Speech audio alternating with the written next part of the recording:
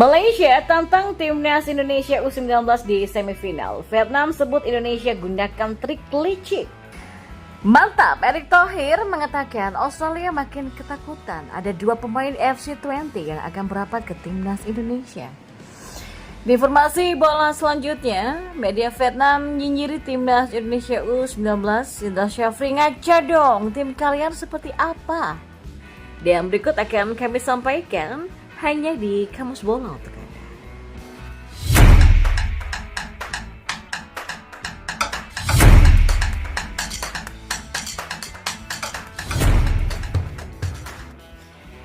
Malaysia berhasil mengalahkan Singapura dengan skor 5-0 pada matchday kedua grup C Asian Cup U19 2024 di Stadion Gelora 10 November Surabaya pada Senin 22 Juli 2024. Hasil ini membuat Malaysia memuncaki klasmen sementara grup C.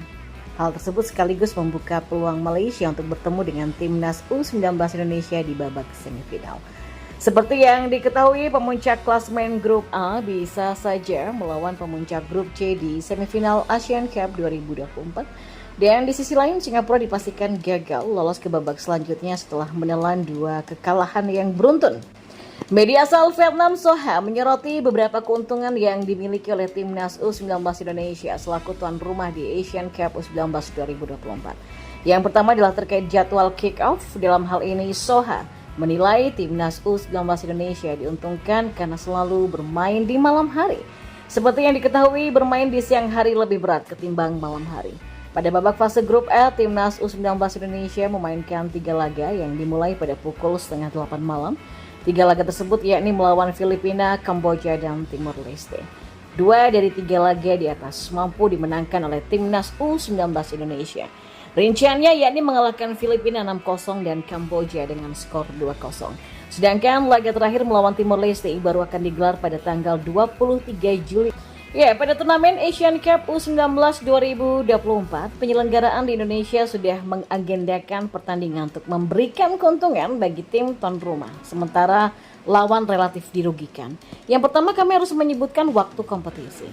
Memang sesuai dengan ketentuan panitia penyelenggara, seluruh pertandingan babak penyisihan grup timnas U19 Indonesia akan berlangsung pada pukul 7:30 malam. Sementara itu tim yang tersisa termasuk Vietnam, Australia, Malaysia, dan Thailand semua harus memainkan 2 pertandingan grup pada pukul 3 sore, tulis Soha. Keuntungan timnas U19 Indonesia selanjutnya adalah terkait dengan babak semifinal. Vietnam U19 dipastikan tersingkir di fase grup Piala AFF U19 2024 setelah hasil Malaysia U19 versus Singapura U19 dimenangkan Malaysia 5-0 di Stadion Gelora 10 November Surabaya pada Senin malam kemarin. Dengan 2 hasil pertandingan di grup C tersebut, diprediksi runner-up terbaik diraih oleh tim dari grup C. Malaysia akan bertanding melawan Thailand di laga terakhir grup C untuk memperebutkan juara grup C dan runner-up terbaik yang berhak lolos ke semifinal Piala AFF U19 2024. Malaysia hanya butuh hasil imbang saja versus Thailand untuk memastikan diri meraih juara grup C.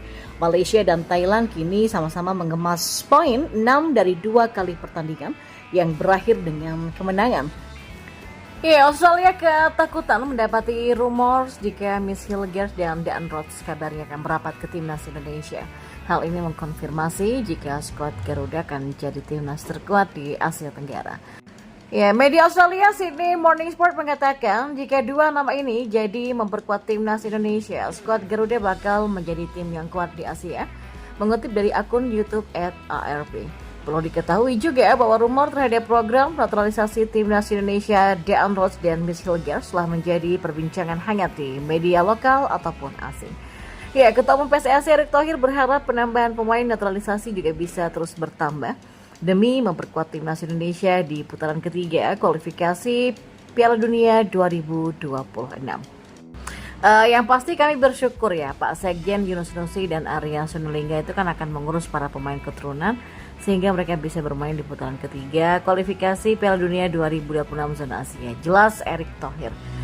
Kabar tersebut ternyata disoroti oleh media Australia Sydney Morning Sport dalam artikel Presiden Thohir, Indonesia akan menaturalisasi 2 bintang asal Belanda untuk bersaing dengan Australia.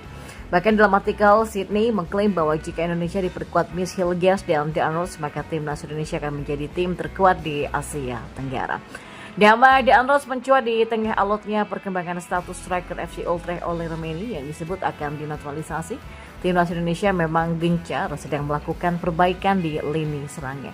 Seperti halnya Ole, De Andros merupakan pemain berposisi striker yang kini tengah merumput di Liga Belanda tertinggi atau Eredivisie. Bahkan De Andros bermain bersama pemain keturunan Indonesia yang dari dulu santer terdengar namanya, yakni Miss Hilgers. Secara statistik dikutip dari laman Transfer Market, De Andros telah memainkan laga sebanyak 40 kali di musim ini. Dan ya, penyerang tersebut berhasil mengemas 9 gol dan assist. Namanya tenar di Indonesia karena disebut memiliki darah keturunan Indonesia. Tanda-tanda bahwa De Andros bakal dinaturalisasi kiranya sudah mulai terlihat bila mengacu pada unggahan teranyar di akun Instagram milik dia sendiri. Pemain FC Twente ini memberikan suka terhadap postingan Ferdi Bahdim.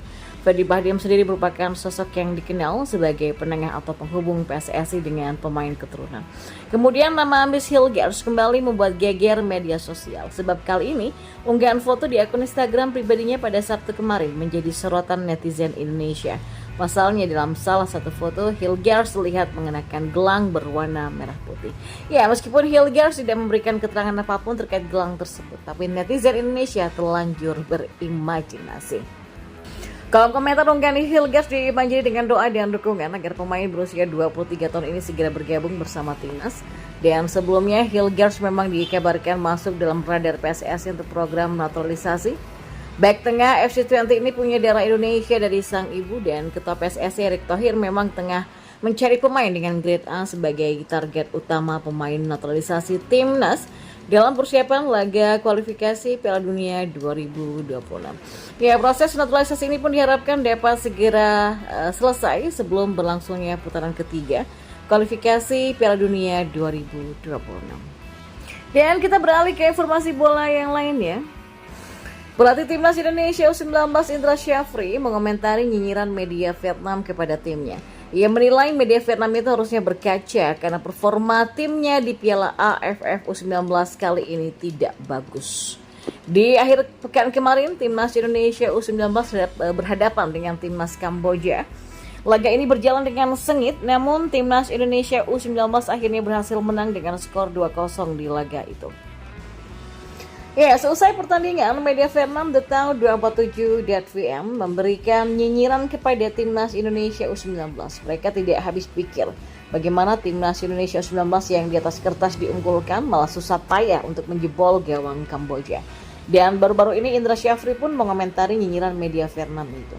Yang menilai The Town 247.vm sebaiknya berkaca pada timnya sendiri, belum nyinyir kepada tim orang lain. Ditemui awak media di sela-sela sesi latihan Timnas Indonesia U19, Indra Syafri mengaku tidak habis pikir dengan nyinyiran tersebut. Ia menyebut bahwa tidak mudah untuk menghadapi tim yang bertahan penuh sepanjang laga dan ia rasa itu bukan sesuatu yang patut ditertawakan.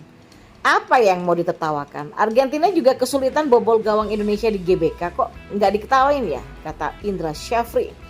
Ya, pada kesempatan yang sama, Indra Syafri juga menyinyiri balik media Vietnam tersebut. Ia mengungkit pertandingan antara Vietnam versus Myanmar yang berakhir dengan skor 1-1. Ia menyebut Vietnam saja tak bisa menang melawan tim yang tak diunggulkan seperti Myanmar. Jadi, ia menilai lucu ketika media Vietnam ini pun justru nyinyir kepada Timnas Indonesia U19.